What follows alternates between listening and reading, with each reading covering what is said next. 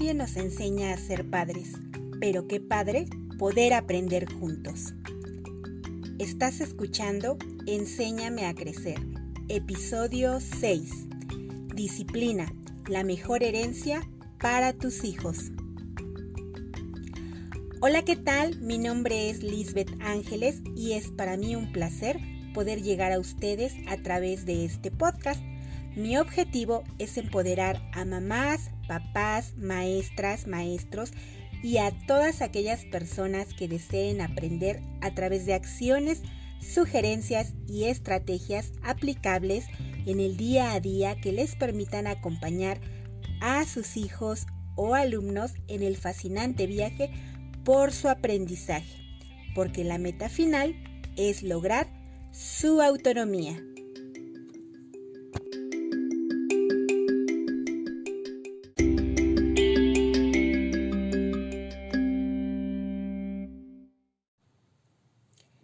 Enseñarás a volar, pero no volarán tu vuelo.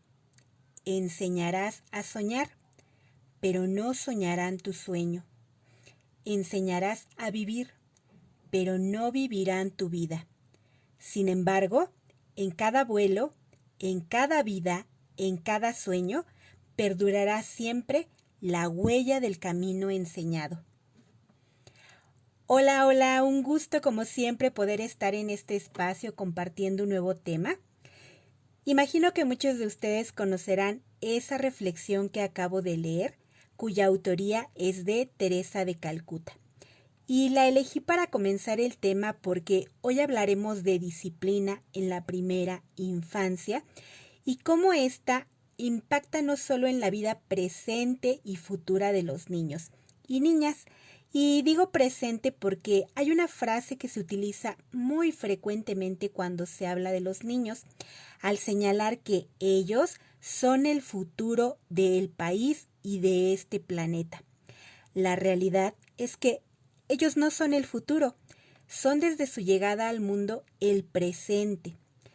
Las acciones cotidianas que les vamos enseñando y de las que ellos se apropian directa o indirectamente repercuten desde ya en beneficio o en perjuicio de su entorno, de quienes les rodean y de ellos mismos.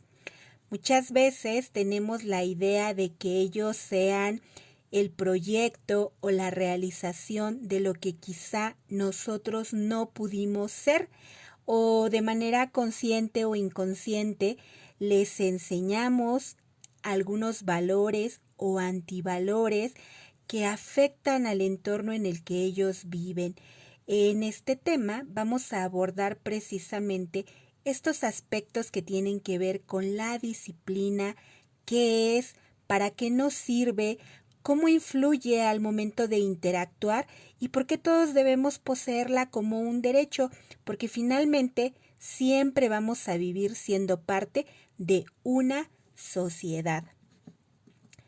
Muy bien, pues la disciplina es un tema que ocupa un lugar importante entre las educadoras, porque para muchos niños el preescolar es el espacio en el que tienen la posibilidad de desenvolverse por vez primera sin la presencia física de sus padres.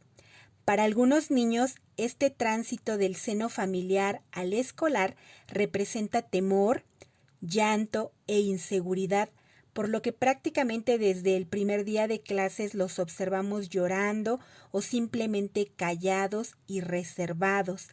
Pero para otros niños más extrovertidos, el panorama de un espacio desconocido, lleno de materiales didácticos, juguetes, juegos y diferentes áreas como el patio, jardineras, los baños y otros más, entre los que puede perderse fácilmente de la vista de un adulto de forma intermitente, suelen ser una clara invitación para explorar libremente.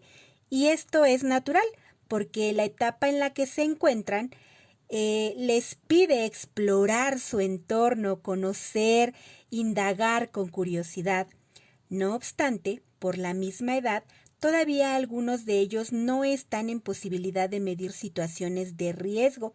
Incluso con el paso de las semanas, hasta aquellos que se mostraban cohibidos, se les puede observar ya explorando libremente y con más seguridad.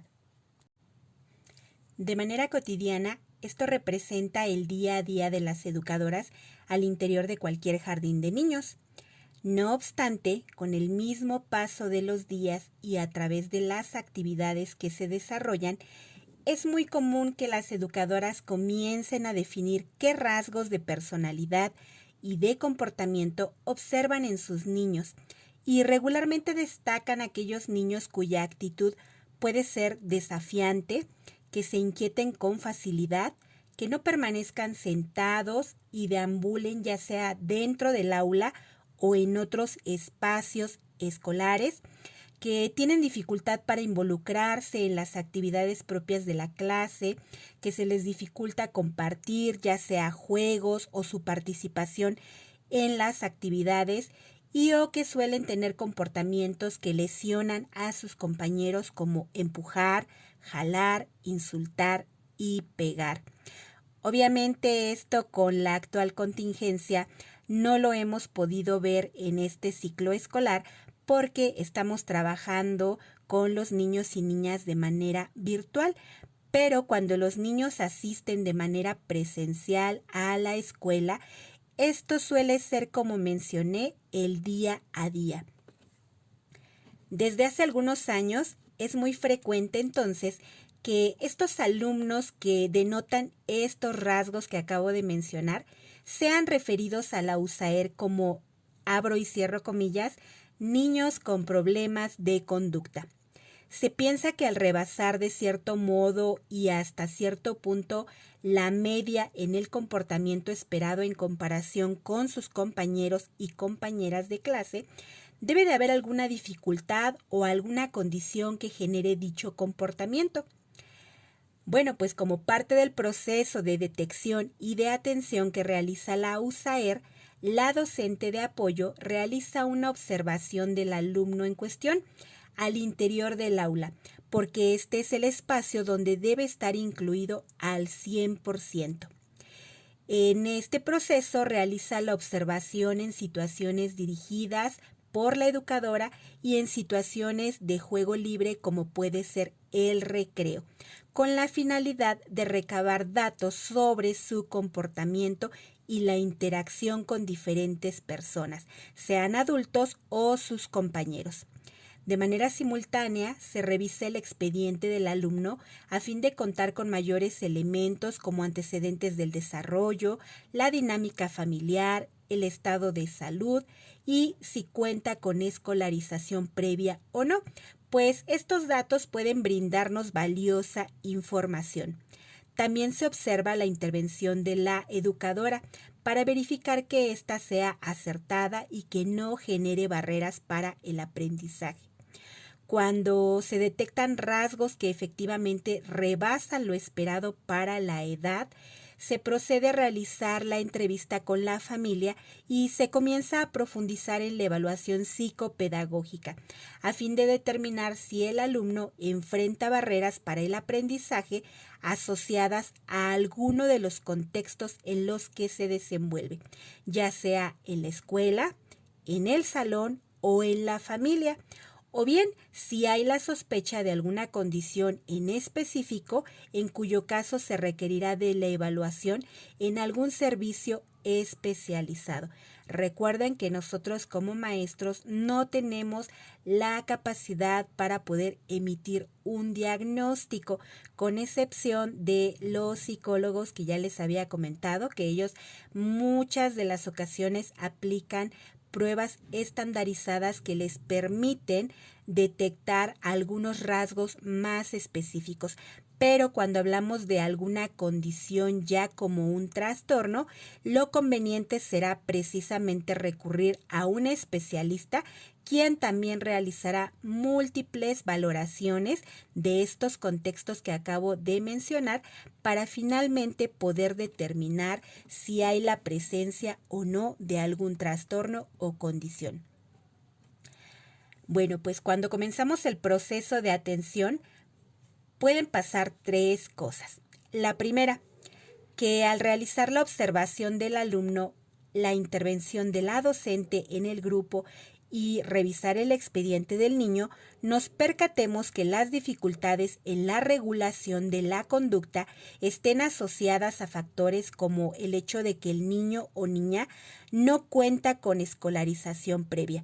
Es decir, que esta es la primera vez que asiste a una escuela, razón por la cual es su primera experiencia escolar y quizá no esté familiarizado con este cambio del hogar a la escuela y pueda presentar dificultades para adaptarse al ambiente, a las rutinas, a la dinámica de trabajo que se tiene en el preescolar, a las normas de convivencia y a las actividades.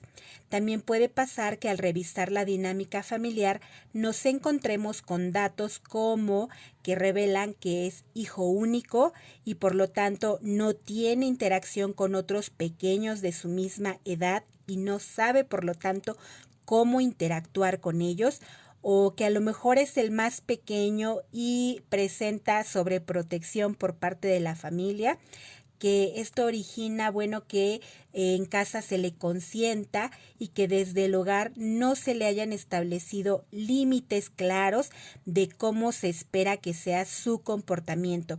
Y también puede pasar que la intervención de la docente no esté favoreciendo la adaptación del niño al ser muy autoritaria, permisiva o no tener en cuenta los datos que brinda el expediente del niño.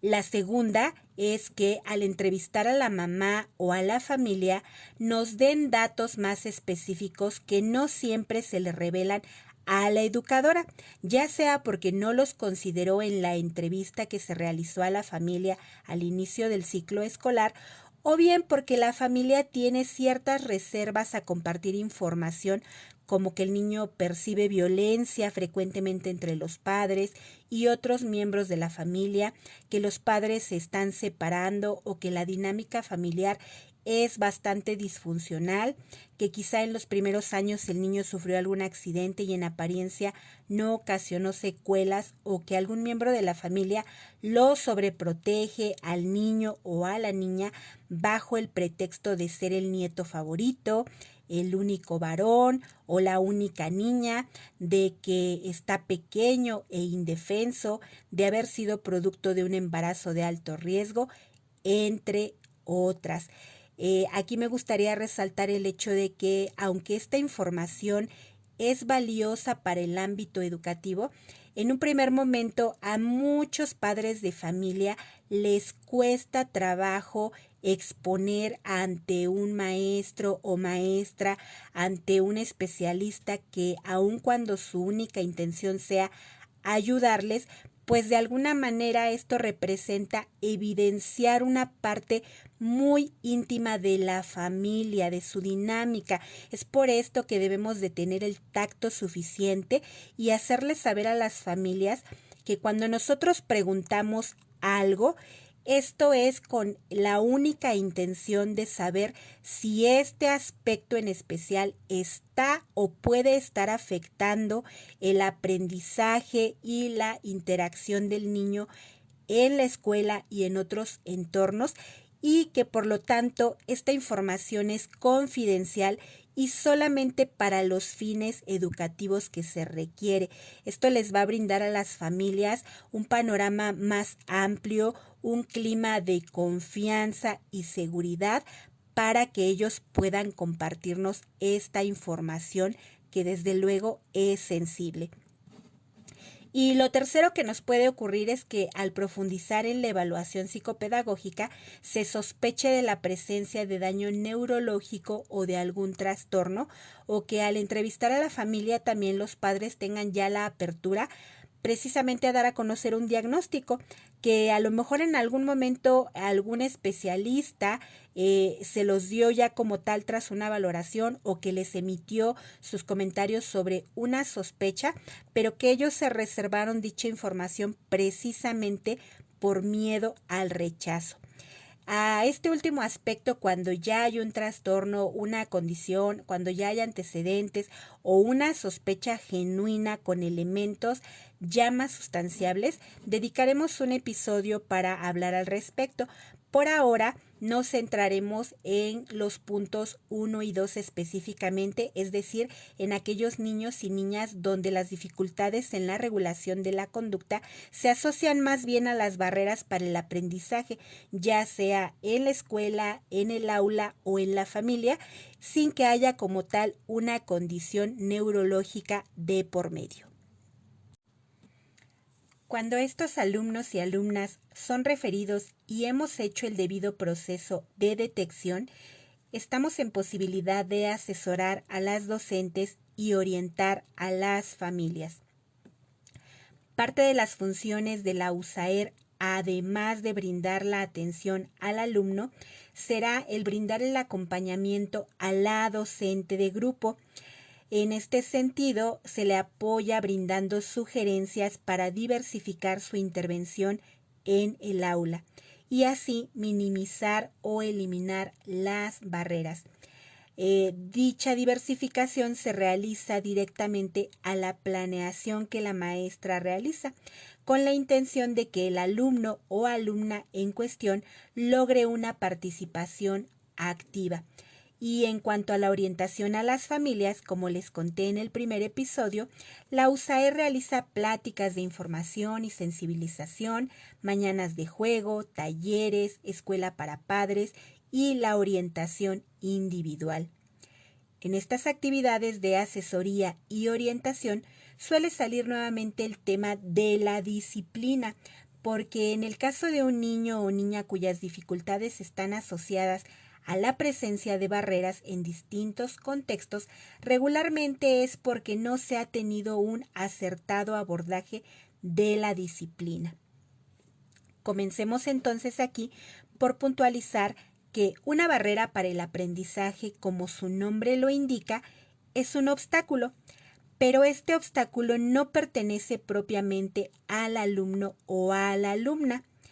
Estas barreras se generan por la interacción que tiene el alumno con los contextos en los que interactúa, es decir, con los distintos espacios y las personas donde el niño o niña se desenvuelve de manera cotidiana. Estos entornos son la familia, el salón de clases, la escuela y si asiste a otras actividades extraescolares o a espacios donde socializa con otros niños y niñas. Y bueno, ¿qué se obstaculiza? Pues el aprendizaje, la participación y o la interacción social. Entonces será responsabilidad de la docente, de la familia y de la USAER trabajar de manera interdisciplinaria para eliminar dichas barreras. De acuerdo con la Estrategia de Equidad e Inclusión en la Educación Básica, documento emitido por la SEP en su versión de 2018, las barreras son de 3 tipos: actitudinales, pedagógicas y de organización. ¿Qué quiere decir esto? Bueno, pues en las barreras actitudinales encontramos precisamente actitudes de rechazo, de exclusión y sobreprotección que pueden ser ejercidas por los padres, por otros miembros de la familia, por los docentes o incluso por los mismos compañeros de grupo. En las barreras pedagógicas encontramos que las expectativas de aprendizaje o las formas de enseñanza posiblemente no estén respetando el ritmo y el estilo de aprendizaje del niño o de la niña. Y aunque en apariencia aquí pudiera ocurrir esto solo en la escuela, también tiene que ver con lo que las familias les enseñan y les exigen que aprendan en casa y que a veces no corresponde ni a la edad ni al nivel educativo en el que se encuentran. En las barreras de organización encontramos que el orden y la estabilidad, o más bien el desorden y la inestabilidad en las rutinas y formas de trabajo, así como de la disciplina y las normas de convivencia, no favorecen al niño o la niña y lo colocan en una posición de conflicto. Aunque quizá para las mamás y papás estos términos de barreras y de tipos de barreras parecieran un tanto complicados, es importante que los tengan al menos en un conocimiento general, porque esto les permitirá entender, como señalé antes, la diferencia entre un trastorno y una dificultad en la regulación de la conducta. Cuando hay un trastorno y hay, por lo tanto, un daño a nivel neurológico o una alteración, quiere decir que aunque el niño o niña desee regular la conducta, no está en posibilidad de hacerlo, pero porque hay algo a nivel cerebral que se lo impide.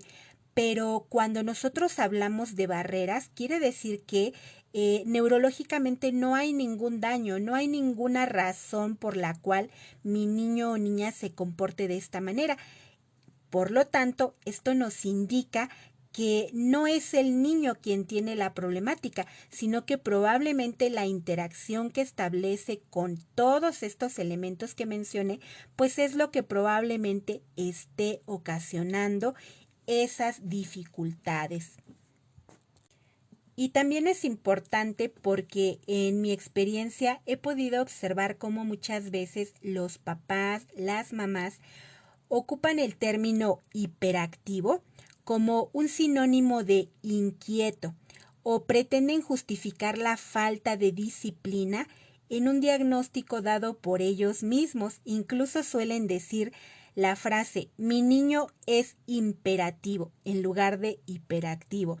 Recordemos que el término imperativo se refiere a ser mandón, a dar una orden como tal, por lo que este término de repente se suele ocupar a la ligera. Recordemos entonces que un diagnóstico de trastorno por déficit de atención, un trastorno por déficit de atención con hiperactividad o un trastorno oposicionista desafiante o una discapacidad psicosocial requieren, como mencioné anteriormente, de una valoración por parte de uno o varios especialistas y por tanto tiene otras implicaciones. Entonces será importante que empecemos a utilizar el lenguaje correcto.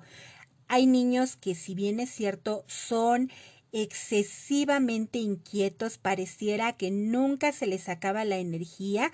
Esto no significa que podamos tomar a la ligera este comportamiento como una condición de hiperactividad. Será importante, vuelvo a repetir, que tengamos cuidado en el uso del lenguaje que empleamos. Ahora bien, en cuanto a la palabra disciplina, comencemos por señalar que en sus orígenes proviene de la palabra discípulo, que significa el que es guiado. Dependiendo de los diferentes autores que revisemos, podremos encontrar múltiples definiciones. Yo les comparto 3. La primera, aplicación de sanciones y castigos en la educación de los hijos. La segunda, capacidad de actuar ordenada y perseverantemente para conseguir un bien. Y la tercera, conjunto de reglas y normas que existen en una familia y sirven para que los niños sepan qué pueden hacer y qué es lo que no se les permite. Si reflexionamos en estos conceptos, sobre todo en los últimos dos, podremos ver que la disciplina es importante para ayudar en la regulación de la conducta de los niños y niñas. Las normas de convivencia, las reglas y las leyes en general son una construcción social creada por los seres humanos, basados en la idea de una sana convivencia. Es decir, que ningún bebé nace siendo disciplinado, ni siquiera saben lo que son las reglas, las normas o las leyes al nacer. Es por lo tanto responsabilidad de sus padres o cuidadores ayudarles a interiorizar estas ideas. De manera personal, como una opinión, pienso que gran parte de los problemas que enfrenta la sociedad, como la delincuencia, la violencia, el nepotismo, la corrupción entre muchos otros, se deben en gran parte a que desde la infancia no siempre se nos enseña la disciplina como algo prioritario, al igual que los valores, o se nos enseñan de formas no muy adecuadas. Y esto en parte es porque, como decimos en este podcast, nadie nos enseña a ser padres. La mayoría de las veces la forma en cómo disciplinamos a los niños tiene mucho más que ver con la forma en cómo fuimos disciplinados nosotros mismos. Así podemos encontrar, de acuerdo a diferentes autores también, algunos tipos de padres. Aquí abordaré 5. Los primeros 4 corresponden a la parte tradicional y lo que regularmente ocasiona los problemas en la disciplina. Y el quinto, que específicamente es lo que se esperaría que lográramos como un punto de equilibrio.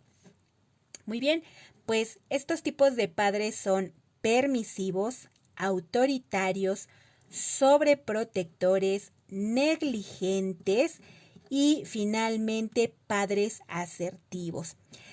A continuación voy a hacer un desglose de lo que se refiere cada uno de ellos. Ustedes podrán hacer de manera personal un ejercicio de reflexión y sentirse identificados de acuerdo a estas características y las posibles causas de por qué un padre disciplina de esta manera.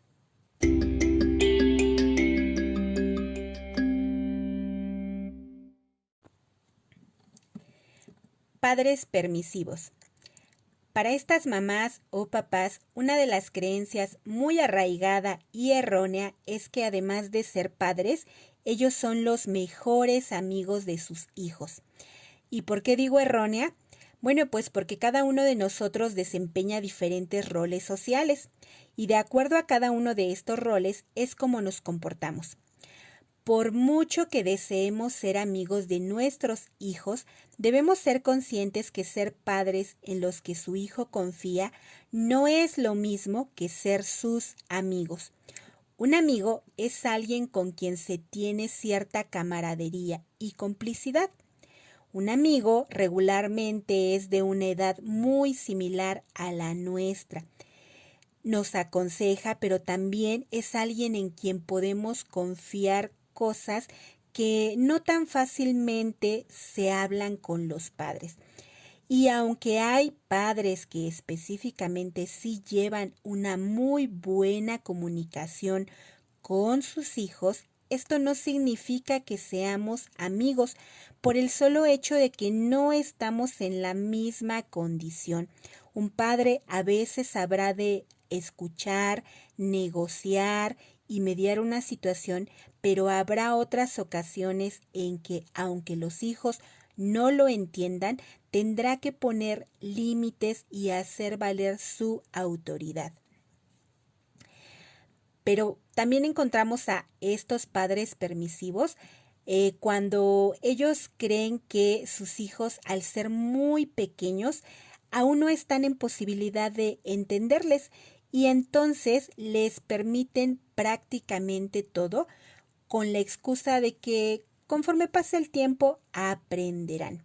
Y entonces podemos ver a mamás o papás que de repente observan a su hijo o hija que se muestra irrespetuoso con otros niños o adultos, que tira la basura en lugares inapropiados, que ofende y son prácticamente incapaces de ponerles un límite, de decirles, oye, eso no es correcto, es una falta de respeto. Y si alguien se los hace ver, regularmente se molestan, justificándose en que ellos saben cómo educar a sus hijos. Entre las posibles causas de por qué un papá o una mamá pueden ser permisivos, encontramos argumentos como: mis padres fueron muy exigentes, me pegaban, no me dejaban hacer, nunca me daban lo que yo quería, así que he decidido darle a mi hijo o hija todo lo que yo jamás tuve. O bien son padres que curiosamente temen que sus hijos los dejen de querer, se enojen con ellos o los rechacen si no les complacen hasta su más mínimo deseo. Padres autoritarios. Bueno, pues para este tipo de padres la disciplina es sinónimo de rigidez. La flexibilidad no tiene cabida. La disciplina está erróneamente asociada a un comportamiento supuestamente maduro y respetuoso que se puede ver si el niño o niña desde temprana edad es ordenado, es sumiso, callado, obediente, sin cuestionar lo que se le indique. Muchos de quienes crecieron en las décadas de los 40, 50 y 60 todavía fueron educados con estas formas tan autoritarias. No se tomaba en cuenta los sentimientos y las formas de pensar de los niños. Se hacía valer la autoridad de los padres muchas veces a través de intimidaciones, pero en otras a través del abuso físico y el castigo. Aunque ya han pasado varios años desde entonces, la realidad es que todavía hay padres que tienen muy arraigado este sentido de disciplina, pero asociado a un concepto de control y de inflexibilidad que, lejos de traer bienestar a los niños, puede provocar ansiedad, puede provocar desafiar la autoridad y desde luego pues querer cortar con estos lazos familiares tan intransigentes donde su opinión no vale. Entre las causas de por qué un papá o una mamá puede ser tan autoritario, pues están precisamente ideas erróneas de lo que es la disciplina. Muchas personas asocian este concepto a un orden exagerado que implica no perder el control jamás, mantener todo en su lugar, hacer valer la autoridad por encima de quien sea, ser silencioso, limpio, y se cree que al mostrarse enérgicos frente a otras personas, pues esto les dará cuenta de lo bien educados que son sus hijos y que al ser pequeños pues no poseen la capacidad para elegir, para tomar decisiones y tener un criterio propio.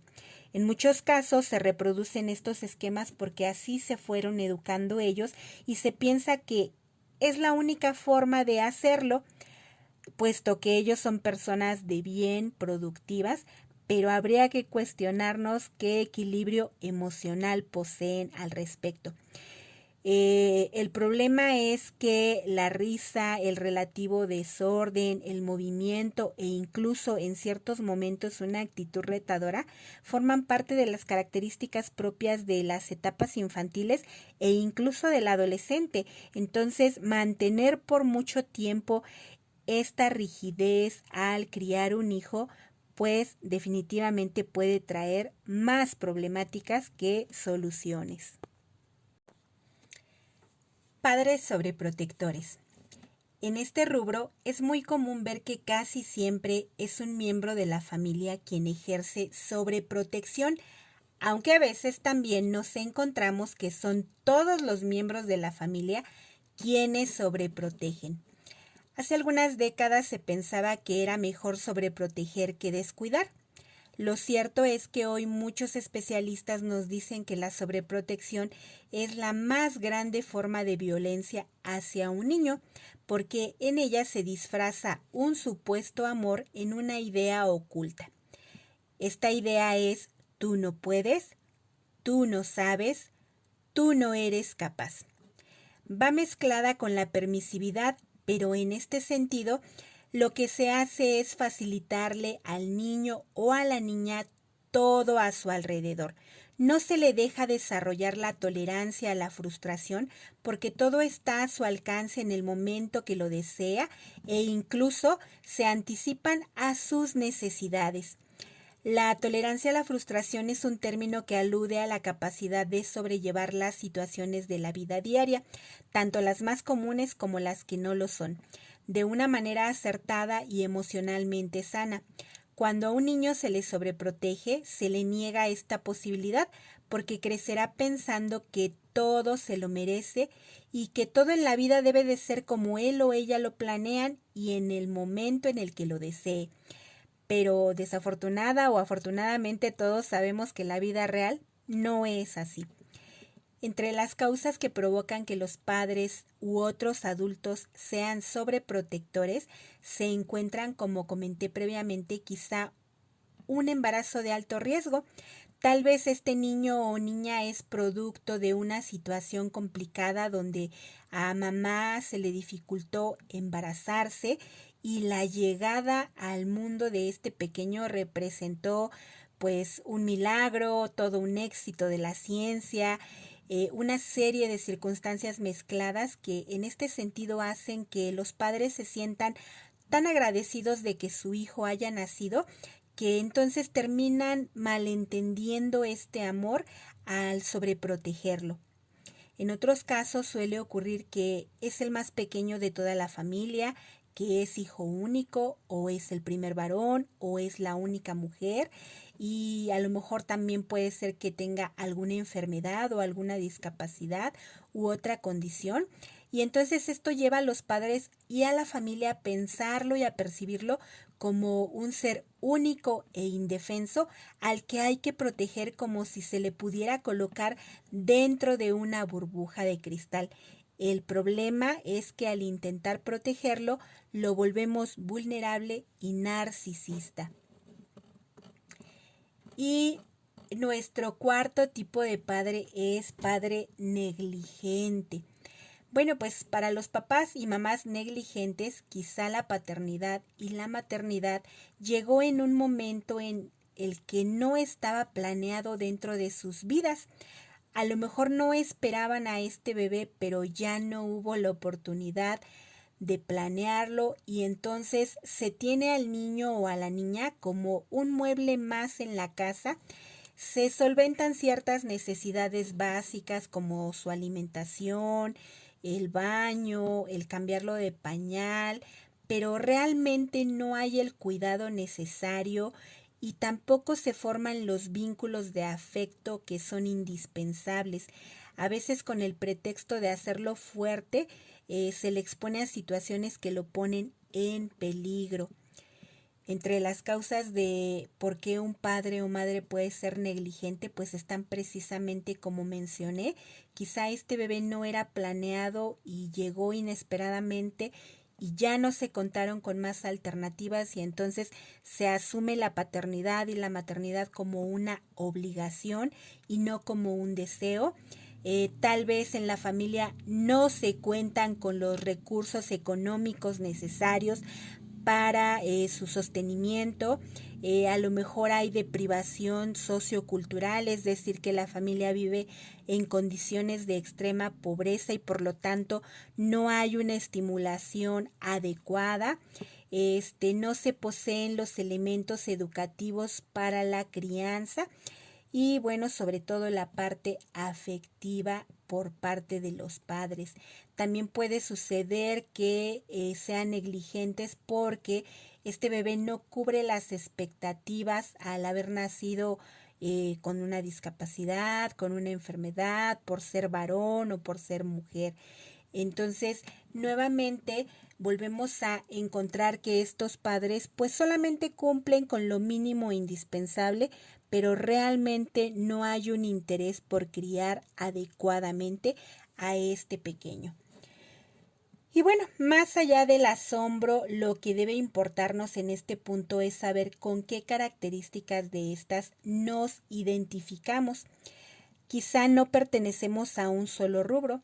Tal vez somos permisivos y solo cuando la situación nos rebasa es que nos volvemos autoritarios. Quizá a veces somos sobreprotectores y a veces negligentes. En realidad encontrar el equilibrio perfecto es todo un reto. Y en este punto es cuando las mamás normalmente nos comentan frases como: es que sí le hablo fuerte, pero no me hace caso y cuando me desespera, le pego. O es que me hace berrinche y lo ignoro y le digo: si tú no me haces caso, yo tampoco te hago caso a ti. Es que discuto mucho con mi marido, yo pongo una regla y en cuanto él llega se hace lo que él dice. O mi niño ya sabe que si están los abuelos y lo regaño, ellos me van a regañar a mí. ¿Algunas de estas situaciones les resultan familiares? Me imagino que sí. Y si no debemos ser permisivos, restrictivos, sobreprotectores, negligentes, entonces, ¿qué debemos ser? Bueno, pues como comenté, hay otro tipo de padres que es donde todos deberíamos esperar encontrarnos. ¿Qué necesitamos entonces para ser padres asertivos? Bueno, pues ser asertivo no significa hacer todo bien y perfecto desde la primera vez.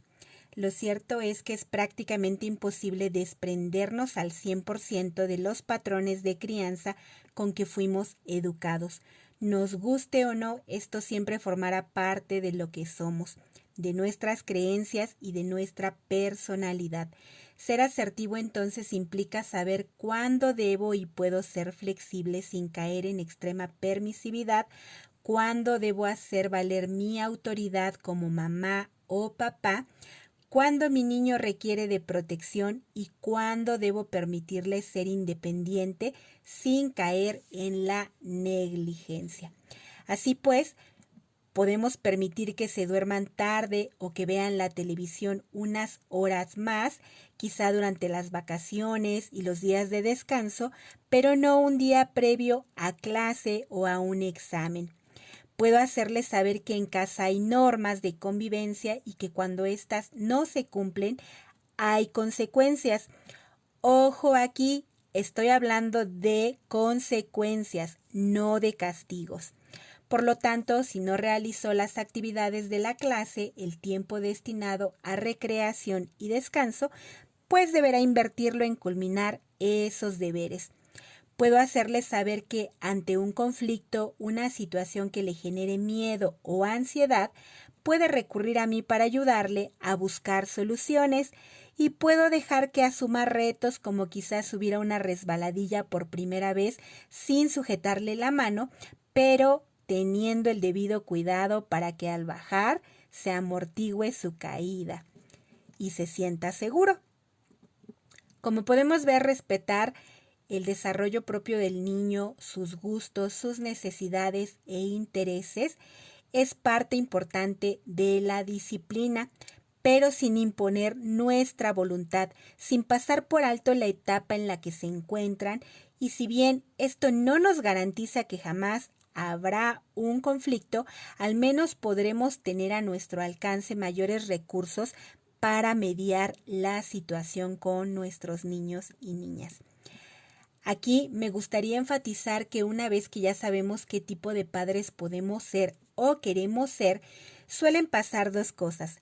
La primera, que hay padres que nos dicen, trato, pero no me hace caso, parece que le hablo a la pared, o bien que a partir de recibir la orientación quieren ver cambios de la noche a la mañana e incluso hay quienes nos preguntan, ok, si hago todo lo que usted me dice, ¿en cuánto tiempo se va a componer mi hijo o hija? Y entonces debemos tener presentes dos situaciones. La primera, que por la misma edad en la que se encuentran nuestros niños hay implicaciones neurobiológicas, es decir, que a veces podemos llegar a exigirles situaciones para las que quizá aún no están preparados. A veces observamos que hay niños que ya comprenden perfectamente que no se debe pegar a otros y aún así lo siguen haciendo. Y esto no es porque sean malos, sino porque quizá las áreas encargadas de procesar estos impulsos en el cerebro aún son inmaduras y entonces el niño requiere del acompañamiento de los adultos para ayudarle a regular la conducta en lo que este proceso se da de manera natural. Y la segunda es que disciplinar es un proceso y el niño no está descompuesto como para que haya que componerlo. Todo proceso lleva su tiempo e implica altibajos, retrocesos y o estancamientos, pero sobre todo implica constancia. Aquí suelo decirles a las familias, el que su hijo o hija se comporte cómo lo hace le llevó de los 0 años a la edad actual. Y el querer modificar estos comportamientos en unos días o en unos meses, en especial cuando siempre se le ha permitido hacer lo contrario, pues es prácticamente imposible. Y aquí siempre suelo preguntarles a los padres, ¿cuántas formas de disciplinar conoce? La gran mayoría responde en el siguiente orden con las siguientes frases. Hablándole, platicando para que me entienda, ayudándole para que haga las cosas porque si las hace solo no las quiere hacer, con premios y castigos y finalmente con gritos, amenazas y con golpes. Hay mamás que me dicen, le hablo, pero no le voy a mentir. Cuando me desespera, la verdad, sí le doy un chanclazo. Lo dejo sin ver la tele, le quito el celular para que entienda y siempre les vuelvo a preguntar. ¿Y entendió? ¿Sí funcionó? Como podrán imaginar, las respuestas casi siempre son no. Y esto atiende a una lógica. Disciplinar implica conciencia en el niño o la niña. Deben de ser capaces de entender por qué sí o por qué no les permitimos ciertas acciones o actitudes. Si hablamos, pero no nos entiende, si comenzamos ayudándole porque solo no quiere hacer las cosas, pero terminamos haciendo lo que era su responsabilidad porque no nos entiende, si lo castigamos, lo amenazamos o le pegamos, pero al final vuelve a lo mismo porque no nos entiende, no significa que sea porque el niño no tenga la capacidad de entendimiento. Significa que la presencia y la combinación de varios factores pueden estar representando una barrera. ¿Cuáles son esos factores? Bueno, pues algunos son, quizá hablamos y le decimos, no agarres, no te subas, no brinques, no hables, no te muevas, no te salgas, no puedes, no sabes, no. Pero pocas veces les damos las opciones de lo que sí pueden hacer o se espera que hagan. Otra razón puede ser que les pedimos que obedezcan sin cuestionar si les parece justo o injusto, correcto o incorrecto. Lo cierto es que conforme va creciendo nuestro niño o niña, comenzará a ampliar el conocimiento de su entorno y no necesariamente lo que para los adultos es justo y correcto, para el niño lo es. También puede ser que premiamos y castigamos como única estrategia. La gran mayoría de mamás y papás refiere usar frases como si recoges tus juguetes, si me obedeces, si la maestra no me da queja, te compro lo que me pidas.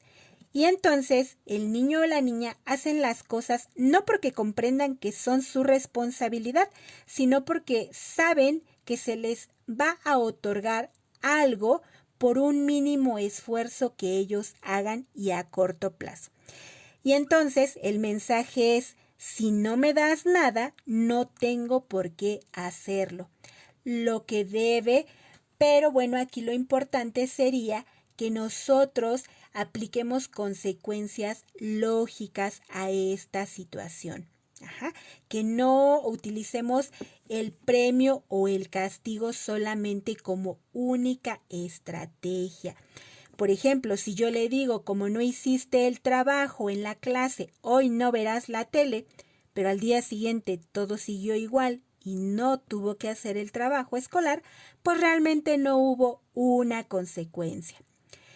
También puede ser que ocupemos las amenazas solamente como una forma, pues precisamente, de querer hacer valer nuestra autoridad. Hay mamás que nos dicen, le digo varias veces, bájate de ahí o te voy a pegar, bájate porque te vas a caer, bájate, ya te hablé. pero no actúan y no es que deban pegarles para que se bajen de ese lugar donde puede ocurrirles un accidente. Lo lógico sería que si desde la primera vez estoy observando que su integridad está en riesgo, bueno, pues como mamá o papá me dirija hacia donde esté y le ayude a bajarse y le explique. Si haces esto, te puedes provocar un accidente porque no estás teniendo el cuidado necesario. A lo mejor a la primera no me va a entender y probablemente se va a lesionar, pero debemos de tratar de ser más elocuentes, más congruentes con lo que les estamos indicando. Y bueno, otra cosa que puede pasar y que es muy frecuente en casi todas las familias es restarse autoridad. Esto se ha vuelto cada vez más frecuente. Pareciera que la meta no es mantener la disciplina, sino ver quién es el miembro de la familia que tiene más poder sobre los otros. Cuando mamá, papá o quien está a cargo del niño pone una regla o un acuerdo y llega otra persona y dice: no, olvídate de esto, está pequeñito, es mi consentido, es mi niño, por eso es mi nieto, etcétera. Lo único que hacemos es formar un desequilibrio en el niño. Lógicamente, él se inclinará por la persona que más convenga a sus intereses. Aquí lo que debiéramos de hacer es que todos los involucrados debemos de tomar acuerdos sobre las reglas y en este caso, bueno, pues todos ir en la misma dirección, evitando restarse autoridad en frente de los niños. Ahora que ya sabemos todo esto, pasemos a lo práctico. Dividiré nuevamente las recomendaciones en dos apartados. Las primeras son recomendaciones para el contexto familiar, donde se incluyen mamá, papá, tutor y otros familiares con quienes convive regularmente el niño o niña. Y las segundas están dirigidas al contexto escolar y de aula, donde se incluyen la educadora, los demás maestros o maestras que haya en la escuela y desde luego los compañeros y compañeras de grupo.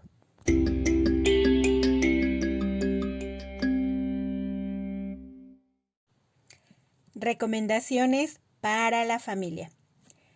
Número 1. Reflexiona solo y con tu pareja qué tipo de padres son. ¿Cómo les ha funcionado ser de esta forma? ¿Qué acciones de mejora pueden realizar para disciplinar a sus hijos? ¿Y con qué otros miembros de la familia necesitan tomar acuerdos para que todos participen en un mismo sentido? Número 2. Si tu niño o niña es referido por su educadora como un niño con problemas de conducta, analiza qué factores pueden estarlo asociando. A veces suele suceder que situaciones que rebasan lo cotidiano, como la separación de los padres, la muerte repentina de un familiar, la llegada de un nuevo bebé, por mencionar algunos, pueden crear desequilibrios temporales, pero que también requieren atención y bueno, quizá esta sea una posible causa de una dificultad temporal para regular la conducta. Número 3. Si educas y disciplinas a tus hijos como te educaron a ti o al contrario, tratas de que sea lo más alejado de cómo te educaron, solo procura ser asertivo, no te vayas al polo opuesto. Reflexiona nuevamente si estas prácticas de crianza son acertadas o hay posibilidad de cambiarlas y o mejorarlas. Número 4. Dialoga con tus hijos. Establece normas acordes a su edad. En la escuela, las educadoras suelen hacer los acuerdos involucrando a los niños.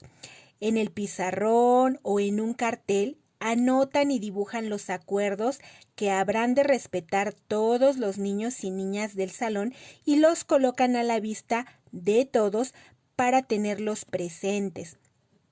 Esto suele ser muy funcional porque los mismos niños están al pendiente de cómo es su comportamiento durante el día.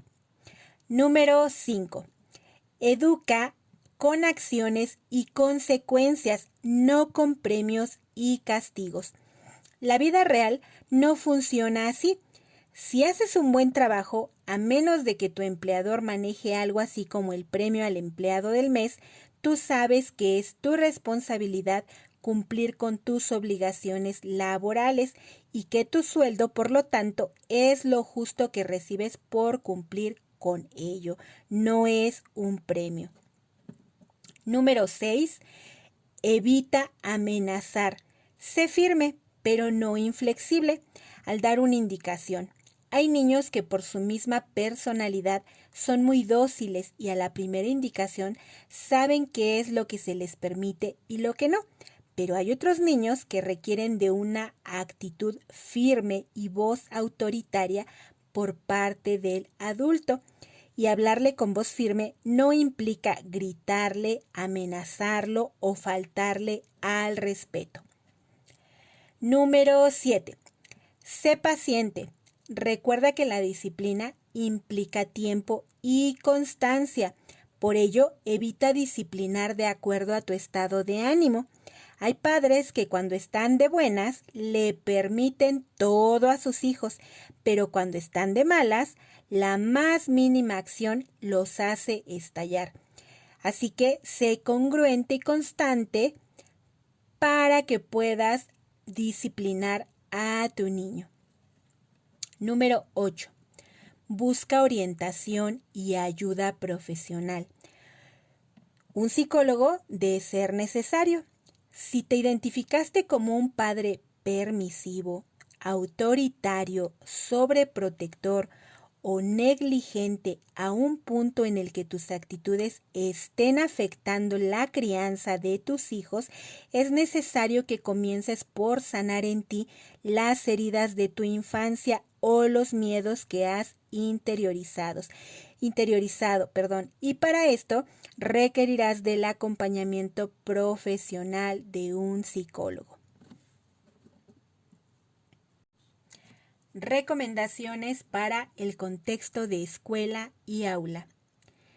Maestra o maestro, apóyate de la información recabada en el expediente de tu alumno o alumna. Independientemente de si en tu escuela cuentan con USAER o no, procura analizar las posibles causas de por qué se comporta de esa forma. Esto te permitirá diversificar tu intervención y en un primer momento realizar acciones para modificar este aspecto. Por ejemplo, si a través del expediente te percatas que tu alumno o alumna es hijo único, quizá lo único que requiere son mayores oportunidades de trabajar en equipo y con otros compañeros en juegos y situaciones de aprendizaje que le permitan interactuar y respetar reglas, turnos y normas de convivencia. Si por el contrario detectas que es la primera experiencia escolar que tiene, tal vez lo único que requiere es el establecimiento de normas de convivencia, del monitoreo por parte de un adulto, de ubicarlo cercano a la figura de autoridad, de dialogar con la familia para que te apoyen reafirmando las normas en casa. Recuerda que nosotros como docentes no podemos emitir un diagnóstico y no debiéramos emitir juicios de valor que promuevan etiquetas que motiven a la exclusión. En caso de que no cuentes con servicio de USAER y ya hayas analizado la información del expediente y aún así observes comportamientos que rebasan lo esperado para su edad, informa a los padres de tus sospechas. Hazles saber que quizás se precisa de la valoración de un especialista en el área de psicología como un primer filtro para continuar profundizando en la evaluación y encontrar un posible diagnóstico o cuáles pueden ser otras causas. Si detectas que las posibles dificultades en regular la conducta se asocian más a barreras que está generando el contexto, ya sea familiar o del aula, reúnete con la familia y analicen las posibles causas, qué aciertos tienen y en dónde se encuentran las áreas de mejora. Trabajen en conjunto y pongan plazos, quizá trimestrales, para ir revisando los logros y las modificaciones que aún se requieren realizar. Al igual que con los padres, recuerda que los cambios en la regulación de la conducta llevan tiempo. Evita etiquetar al niño por su comportamiento. A veces usamos expresiones como, ay, Roberto es el latoso, Patty es la que siempre pega. Y posteriormente observamos que aun cuando estos niños modifican su conducta y esto ya no forma parte de su comportamiento, los demás compañeros de grupo suelen referirse a estos niños por estas etiquetas que en un primer momento asignamos. Capacítate en relación al tema. De manera específica, tanto para maestros como para padres, les recomiendo el libro Disciplina con Amor de Rosa Barocio, de editorial Pax. Esta autora nos maneja con un lenguaje muy ameno, muy práctico, sobre todo algunas sugerencias de lo que podemos hacer para abordar la disciplina tanto en casa como en la escuela. También puedes buscar en redes sociales a Vidal Schmil en Escuela para Padres, donde realiza actividades gratuitas y algunos talleres con costo, pero bueno, de acuerdo a tus posibilidades podrás participar en algunas de estas actividades. Recuerden que la información que les comparto en cada episodio es una mezcla de mi experiencia profesional y de la capacitación y actualización que tengo. No obstante, me gustaría señalar que no se trata de una receta que se deba o se pueda seguir paso a paso y que de ningún modo tengo la verdad absoluta. Y este espacio pues no sustituye al apoyo especializado que cada situación en particular puede requerir. Para finalizar, hay una imagen en las redes sociales que me gusta mucho por la idea que nos expresa. En esta imagen vemos a un niño muy pequeño parado frente a un adulto grandotote, diciéndole, entonces dices que si yo pego soy grosero, pero si tú me pegas, me estás educando. Nada, absolutamente nada justifica los golpes, ni siquiera esa frase popular de más vale una nalgada a tiempo. Cuando somos asertivos, es mayor la probabilidad de disciplinar positivamente y no tener que recurrir a la violencia como única herramienta o como última posibilidad. Muy bien, pues ha sido nuevamente un placer poder llegar a todos ustedes. Espero que cuando escuchen este episodio se encuentren lo mejor posible y que lo disfruten tanto como yo disfruté grabarlo. Hasta la próxima.